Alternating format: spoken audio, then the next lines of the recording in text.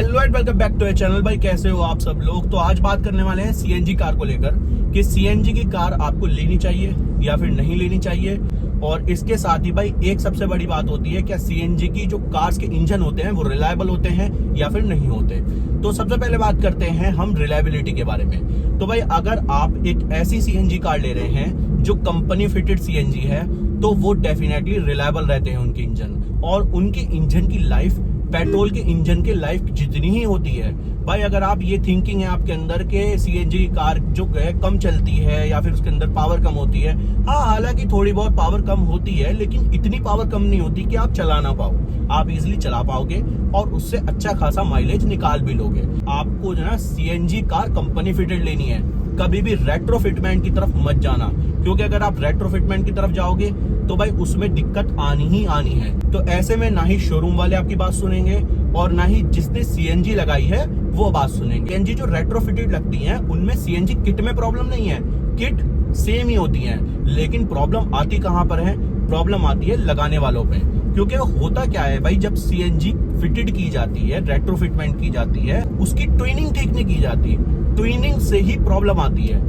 अब अगर twinning engine को ट्विन सही से नहीं किया जाए सीएनजी के लिए तो भाई कहीं ना कहीं आपको लॉन्ग टर्म में दिक्कत आने लगेगी, आपकी कार की पावर भी ड्रॉप होगी काफी हद तक और ऐसे में माइलेज भी कम देगी। तो अब बात आती है कि भाई सीएनजी कार कौन सी लेनी चाहिए। देखो सबसे बेस्ट जो है वो है कंपनी फिटेड। कंपनी फिटेड में भी मारुति सुजुकी है या फिर Hyundai ले लो। Hyundai हालांकि इतना ज्यादा लोग प्रेफर नहीं करते, मारुति को ज्यादा प्रेफर करते हैं सीएनजी के लिए, लेकिन अगर आप Hyundai की तरफ जा रहे हो तो बुरा ऑप्शन नहीं है, क्योंकि वहां पर आपको अच्छा प्रीमियम इंटीरियर भी मिल जाएगा और इसके अलावा आपको सीएनजी का माइलेज भी ठीक ठाक दे देगी। और अगर आप बिल्ड क्वालिटी की तरफ जाना चाहते हो तो भाई बिल्कुल टाटा की तरफ जाओ, क्योंकि टाटा की कार्स अब इतनी अपग्रेड हो गई हैं, उनकी सीएनजी कार स्पेशली बहुत अपग्रेड हो गई हैं और कोई लॉन्ग टर्म में भी दिक्कत नहीं आती। तो भाई ऐसे में अगर आप टाटा की तरफ जा रहे हो तो आपको बिल्ड भी मिलेगी और सीएनजी कंपनी फिटेड भी मिल जाएगी। टॉप लिस्ट में जो आता है वो है मारुति की कार्स। मारुति में आप सीएनजी की तरफ जा सकते हो किसी भी कार की तरफ, वो अच्छा से अच्छा आपको माइलेज भी देगी और रिलायबिलिटी भी ऑफर करती है। और मारुति के इंजन इतने रिलायबल होते हैं कि अगर 15 साल वैलिडिटी रहती है व्हीकल की तो 15 साल ही अच्छे से चलेंगे।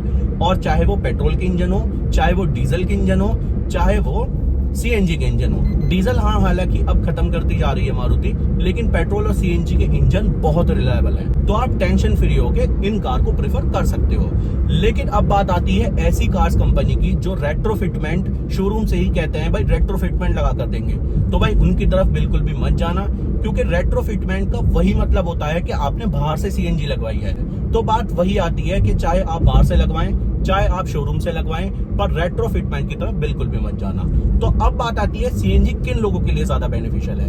अगर आपका डेली यूज है, अगर आप डेली ऑफिस जाते हो, कॉलेज जाते हो, तो ऐसे में आप सीएनजी कार डेफिनेटली प्रेफर कर सकते हो, क्योंकि अगर आपका डेली पर्पस के लिए कार चाहिए तो आपको सीएनजी कार ही लेनी चाहिए। तो ऐसे में आपका माइलेज ज्यादा होगा, एक्सपेंसेस है वो कम हो जाएगा, जिससे आपकी इनकम सोर्स ज्यादा होगी और कहीं ना कहीं आप उसी डेस्टिनेशन पे पेट्रोल पे पहुंचते तो आप सीएनजी पे इजीली पहुंच सकते हो और पैसे भी बचा सकते हो अपने। तो अब बात करते हैं भाई सीएनजी कार किन लोगों के लिए नहीं है।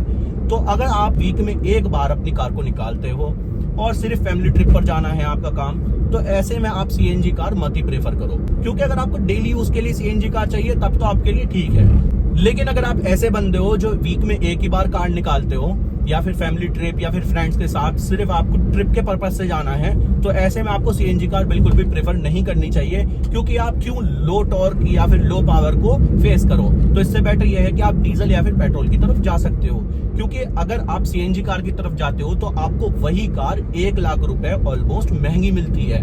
तो भाई 1 लाख आप कहीं पर इन्वेस्ट कर दो या फिर उसे सेव करके रख दो, जब भी आपको ट्रिप पर जाना हो उस 1 लाख में से पैसे निकालो पेट्रोल के या फिर डीजल के और अपनी कार की टैंक फुल करवा लो। तो ऐसे में आपको बेनिफिट भी रहेगा, क्योंकि आपको क्यों ही इतना ज्यादा 1 लाख रुपए इन्वेस्ट करके आपको सीएनजी कार लेनी है।